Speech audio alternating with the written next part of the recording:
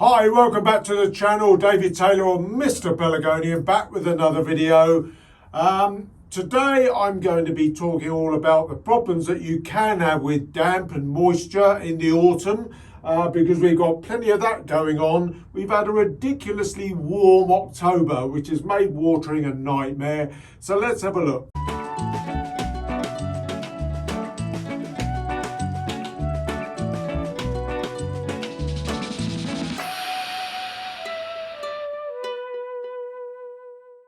Well, hello there again. It's good to see you. I'm filming this on Sunday the 31st, the very last day of October.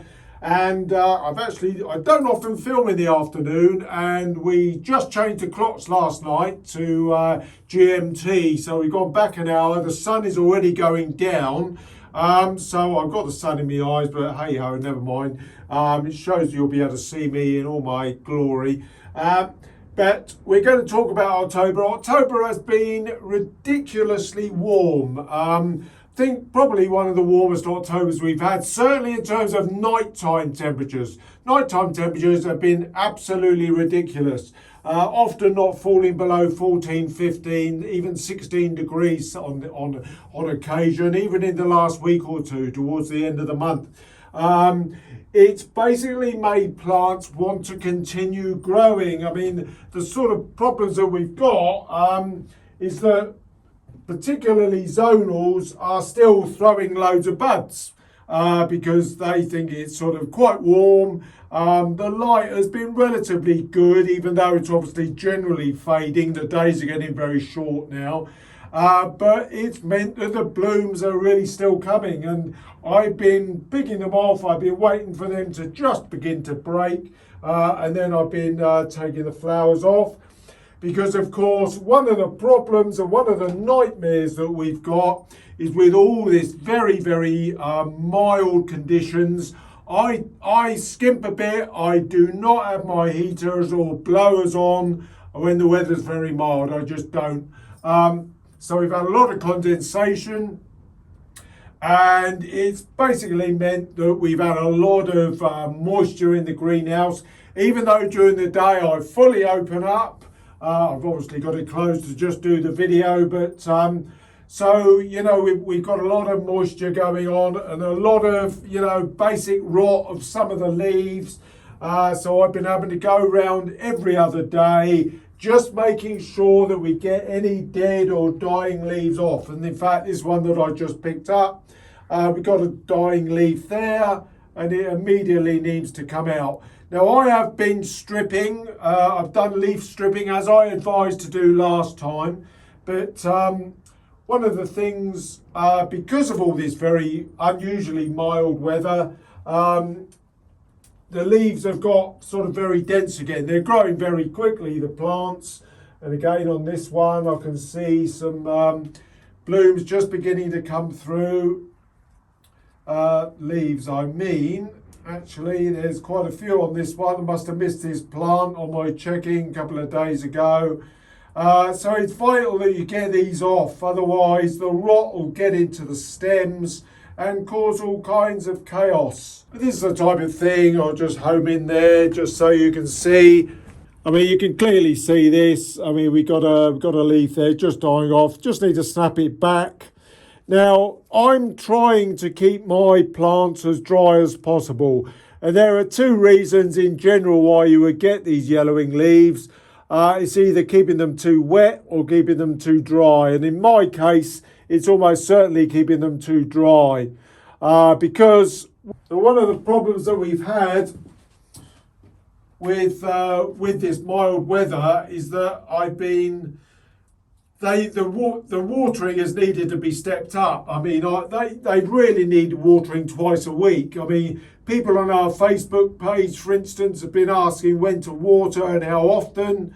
But realistically, we got the same conditions almost as late summer or very early autumn, when the sort of temperatures are still relatively high. So I've been recommending, I mean, normally I wouldn't certainly be watering more than once a week at this time of year, but because the weather's been so unusually mild in the UK, I've been still watering twice a week. The weather forecast is actually for it to get much colder this coming week, in the first week of November. So, and in fact, they're forecasting the first sort of proper frost. We've not had anything near a frost so far.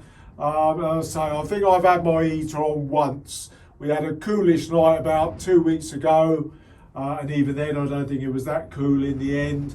But with those dead and dying leaves, if it gets back into the stem, then you've got real problems. And I'm going to take the camera off now just to show you what can happen. We go over to one of my standards over here. Again, you'll see, I mean, these are, they're growing away like crazy. I'm keeping some of these on the dry side. Now, a lot of the stems are producing sort of dead leaves. They're no problem at all. They're just breaking off and falling off. So I'll just remove them and chuck that handful of dead leaf in my bin. But if we look over here, I've got a plant that's got real problems. Now, this primarily resulted in a plant that was overwatered. And you can see here, look at this rot. This had a leaf on it that rotted down to the break of that stem, and it's just completely got into the stem and is rotting it. But it caused, made worse by the fact that the plant was actually sort of too wet. And I've dried it out. It is drying out now, but I don't know that I'm going to be able to save this head, because you've got a rodden flower stem there that I'm just going to break off. There isn't actually any rot on that side, but the damage has been done on the other side, actually further up.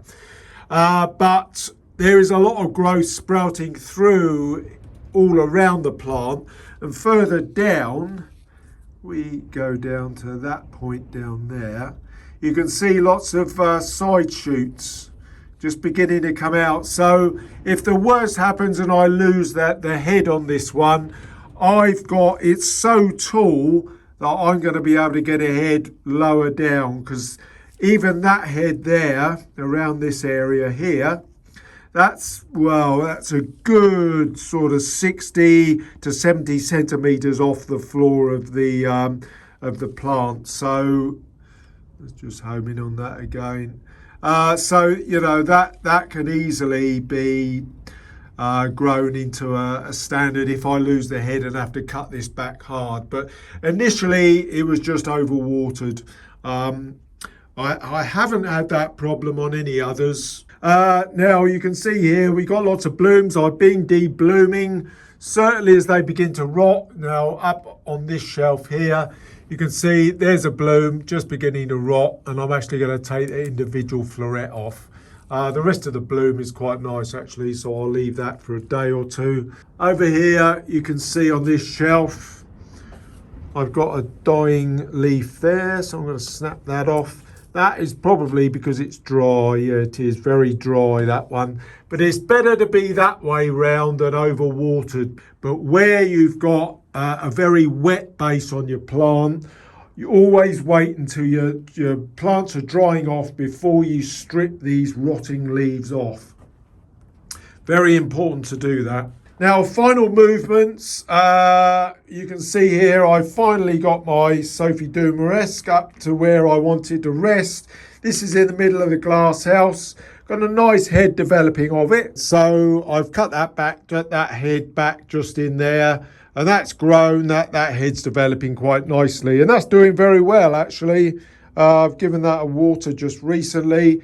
But it's very happy. It's in the middle part of the glass house, which gets the full effect of the warmth of the heater, which it's going to need when the weather finally does really start getting cold. And that's ideal. I've moved the big boy. This one again. This has got some rotting blooms. I do want to shape this head a bit actually. But it is just a smidge on the wet side on the pot, so I'm just going to wait until that's really dried out, and perhaps we've got the heater going at night, and I will think about giving that a shape, just primarily because it's getting quite big. You know, it's really doing it's doing very well. We have got this minor problem that it's a spots and splashes one. With unfortunately a stem that's gone solid, but I'm not going to worry too much about that, to be honest. Right, now, just sort of coming on, trying to sort of cut through and look at some of the individual things that are going on. Here are some of my regal seedlings. You may remember I've got a massive number of regal seedlings, and they are all growing. Well, I say they're all growing differently. There are different sort of batches. They are the same cross. I've got one or two that are slightly different, but one or two are growing, sort of look as if they're going to be very open and sort of leggy. I don't necessarily mind that. Could be a decorative regal, but some are quite tight. This one, you see, for instance, same cross. It's my Shriven and Pearl crossed with Marie Rudlin, which incidentally is blooming. Got a bloom there. I do love this bloom. It's crossed with that one, and which, you know, is quite an open plant. I'm growing that one as a fan. But this one, you see, is quite tight. You can see this is going to be quite a tight bodied plant. They're the ones that almost certainly, you know, will be potentially good enough for exhibition. So, you know, it's going to be interesting to see how they develop. And there's another one, big leafed version. I mean, they're all getting fed exactly the same. So, you know, it's just variation of the genetics that it's gone through, that it's picked up in both plants' history of their genetics. That one looks as if it's going to be quite tall, but it's quite fleshy, it's quite big and strong. So yeah, it's all very interesting. They're all growing really quite differently. They're the same cross, so a good number of them would have come through on a similar seed head, on the same seed head. We've got a few more up there.